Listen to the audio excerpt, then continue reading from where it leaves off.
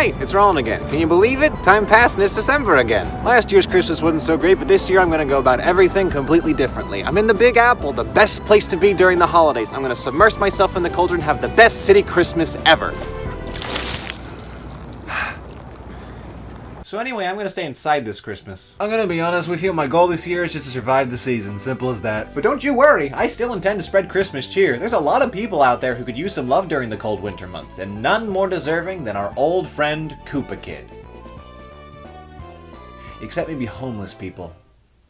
I love word association. I'll start. Christmas, Mario Party. I adore the Mario Party series, man. Its first installment released on December 14th, 1998, developed by Hudson. They went on to have 2 more titles on the N64, 4 on the GameCube, and 1 on the Wii before God frowned upon us. These games filled my childhood, the only time I ever played video games. Believe it or not, this was my gateway drug into video games as a whole. I started out wanting to collect and play all the Mario Party games, and that's what got me into gaming. That's something only real gamers can say. It's kinda dumb because it's been over 10 years now and I still haven't achieved my first goal. I never got around to picking up the first Mario Party before it rose to the price of a really nice dinner. Lucky for me, an inconspicuous copy just so happened to manifest only for this season so I can pull footage from it. It's a Christmas miracle. My favorite part about the Mario Party series was always that it was kinda off compared to the mainline Mario games. You'd have all the standard characters, but then weird side characters either pulled from random Mario games or made up by Hudson. It was always fun to see what random critters would show up in the latest installment, and the poster child for this series was none other than this little dumpling. He is beautiful. Koopa Kid, remember the name. If you're outside the US, you might know him as Mini Bowser or Mini Koopa, but Koopa Kid just sounds better. You gotta let us Americans have this one. The product of the Mario Party series, Koopa Kid was introduced as sort of a sidekick minion guy to Bowser and sort of an antithesis to Toad, famous for his adorable little growl and his crippling imposter syndrome. His debut was on the last board of Mario Party 1. He just kinda shows up. Bowser introduces him as his cohort, Baby Bowser. That's dumb, but we'll work our way to that. Similar to Toad, it kinda depends on the day whether or not he's one entity or like 20. He hosts the final board, and in it you have to challenge 7 of him to a dice roll to get stars. Can I just say the first Mario Party was a really messy start to the series? Like, I can see why it kickstarted one of the most successful Mario spin-offs, but it just has some moments that feel wrong or unfinished. To be fair, the concept of making a video game of a Mario board game is kind of weird in itself, so I do think it's the best they could have done, and I still think it has value in its own right, and I can't stay mad at it for giving life to my boy! Anyway, from there we go on to Mario Party 2, a huge step up in quality. Like, it is night and day compared to the first one. Mario Party 2 was the reason we got the rest of the series. Gonna be honest though, I think people give this one a bit too much credit. It's good, but I don't think it's the best of the bunch like others do, and I can say that because that's the first one I ever owned. Ha! In this game, Koopa Kid gets a bit of a meteor roll. There are now 2 star spaces on every board, one with Toad, where you can get star like normal, and one with Koopa Kid, still referred to as Baby Bowser, where he'll take 5 of your coins, unless he f***s up and just gives you 5 coins. He also appears in the item mini-games as the failing option. This is where it starts to get confusing. So if you get a Bowser bomb in the game, that makes Bowser appear, but he appears by having Baby Bowser turn into Bowser? That's f***ing disgusting. But at least we get to see a lot of him on the last board, even seeing different versions of him operating different stores and stuff. Mario Party 3. Now this one is so damn good. They really found their footing at this point, so the only place to go from here is down. You see Baby Bowser filling the same roles you would expect him to here, and the item minigames is the bad option, and while a star space is gone, he does get to run his own version of the item shop that's on every board. You also get to use him as an ally in the duel mode of the game, and he's using the story cutscenes.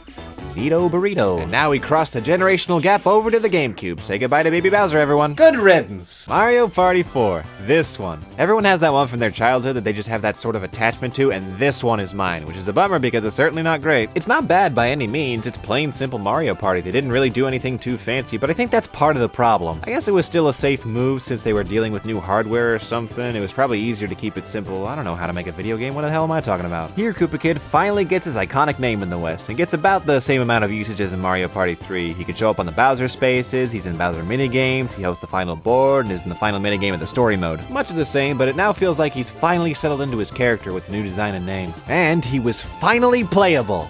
Technically. If you play Battle Mode and Beach Volley Folly, you can unlock him. It's like saying you can play as Christopher Walken in The Sims. You're technically right, but f*** off. Now Mario Party 5 is where Koopa Kid finally arrived. He's pretty much the main focus of the story mode and has become more of a definitive singular entity rather than a collective. You don't see multiple of him anymore, and when you do, it's Red Koopa Kid, Blue Koopa Kid, and Green Koopa Kid, who all just split up versions of just the one Koopa Kid. Looks painful. The story mode gig did wonders for his career, but the cherry on top was that now we could play as him in the main game. That's f***ing awesome! It makes sense as to why they did so. They already programmed it for story mode, but it was so cool to be able to play as a Mario Party original character. I don't know, it just meant a lot for the series. It does make it weird when he's in a Bowser minigame though. Why are you torturing your son/nephew/employee/clone, Bowser? He got to hold on to his spot in Mario Party 6, and it was honestly looking like he was just gonna become part of the main cast. There were still some hang-ups though. If you were playing solo mode, you still faced off against red, blue, and green Koopa Kids, so it was getting blurry where the line was drawn between Koopa Kids, but I don't know. Count with me now, kids. 1, 2, 3, 4, 5, 6, advance! Mario Party Advance sure was a way to spend an afternoon. The first portable Mario Party. The first one. It gets a bad rap for being really weird, not really multiplayer, and a bad representation of the Mario Party format, but well, yeah, I think it's actually pretty good. The story mode is good fun. You run into Koopa Kid quite a bit. He halts your progress, interacts in the story, and you play minigames where you kill hordes of him, if that's what does it for you. Then Mario Party 7 comes out of fucking nowhere. This one doesn't get enough credit, I think. It's just kind of Mario Party 6 again, but that's not a bad thing. It's a solid Mario Party. It shall go down in infamy, though, as the beginning of the end for poor Koopa Kid. Here, he's no longer playable, instead being relegated to Bowser's sidekick again, which isn't all bad. He gets his own space. They kind of did with him what they did with Donkey Kong in Mario Party 5. What a cruel world. Can you believe Mario Party 8 comes next? This one's a divisive one. It relies pretty heavily on motion controls and changed some stuff up from early Mario Parties. It at least looks and feels radically different from the ones on GameCube.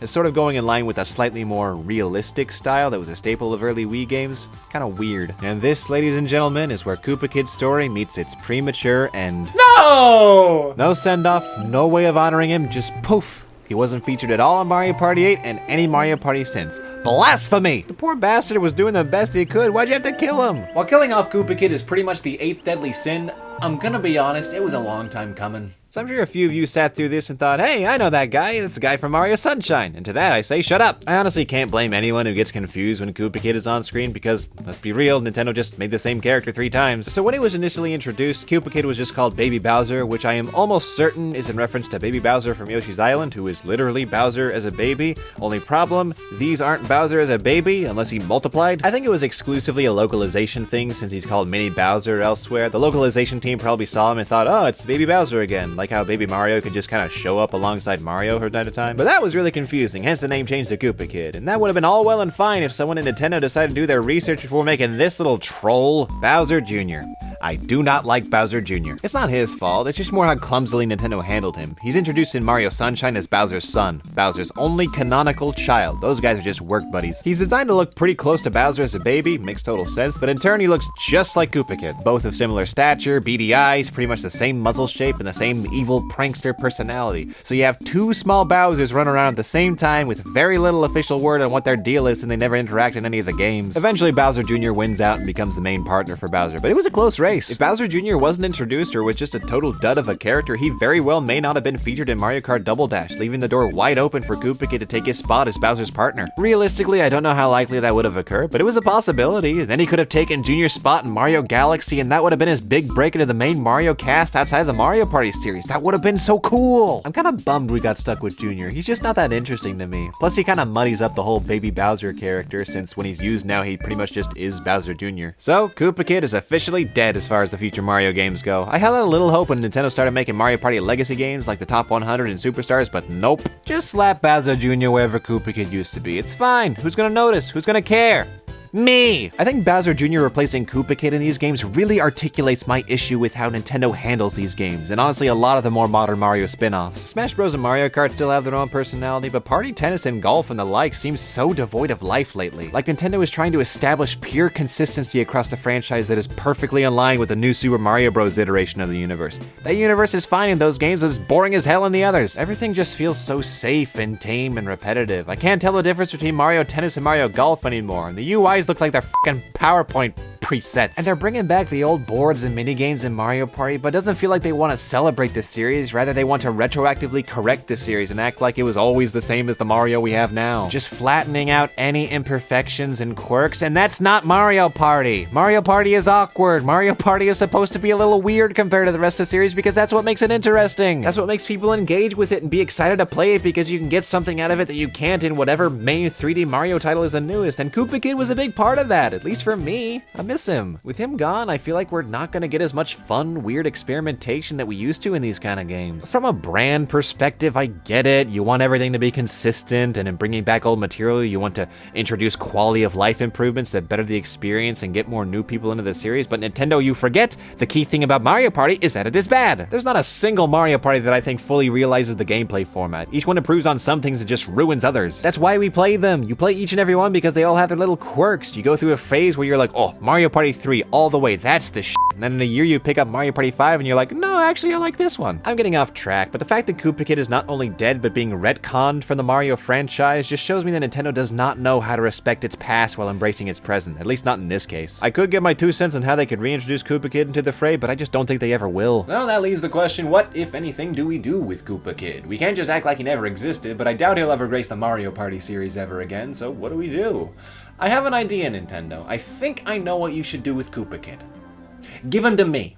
I don't know how it would work. I don't understand copyright. Koopa Kid may very well be technically owned by Hudson, though I doubt it since he's literally just a smaller Bowser, and at the end of the credits in all the games it just says that all the characters belong to Nintendo. But I want to adopt Koopa Kid. I want Nintendo to let me adopt him. I'll give him a good home, I'll feed him, water him, take him for walks, and more importantly, I will remind him every day that his existence was not a mistake. Nintendo ain't treating him well, so why should they get to keep him? Literally, I ain't joking. I am prepared to put forth any sum of money to purchase the full legal right of ownership of the character Koopa Kid.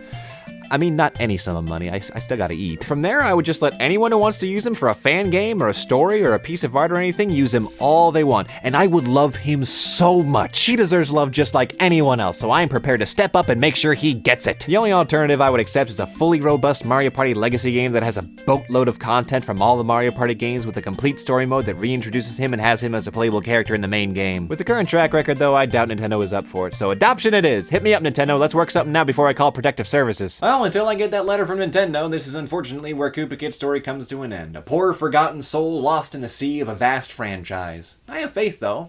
Anything's possible. I think what I mean by all this is, especially around the holidays, no one deserves to be forgotten. You could argue that dedicating time to one forgotten soul inherently excludes others in need. Koopa Kid's original inception involved having 7 of him on a board at a time, so he likely took up a space that the Koopalings would have occupied, I guess, but that's not the point. We can sit here and moan about whether or not a character was necessary, but that doesn't change the fact that they exist. Who are we to arbitrarily decide if their existence is justified? They exist. It doesn't matter the circumstance of their existence, you can't change it, but you can change how you treat them now that they're here. I still see Koopa Kid as this character with so much potential that never came to be. Most of it's nostalgia, sure, but we live in a time where everyone's set on bringing back everything, so why not him? It was so cool to see the Koopalings brought back for New Super Mario Bros. And Pauline in Mario Odyssey. It just felt like Nintendo cared. I think bringing back Koopa Kid would be such a good way of honoring the history of the Mario Party series. I know I can't be alone in wanting to see this little guy on my screen again. I doubt Nintendo will be the ones to do it, but I really want Koopa Kid to have a future. Well, it remains to be seen what'll become of Koopa Kid. I feel like I should do something to honor him in the meantime. Maybe a song? Yeah, alright. I gotta tell you what's on my mind. A special little cutie of the Koopa kind. He'll make your heart melt, and I know mine did. Something tells me you should love Koopa Kid. Something tells me you should love Koopa. Pop in a party and he'll catch your eye. Ain't no denying he's the sweetest guy. A good substitute for isocarboxazid. Yeah.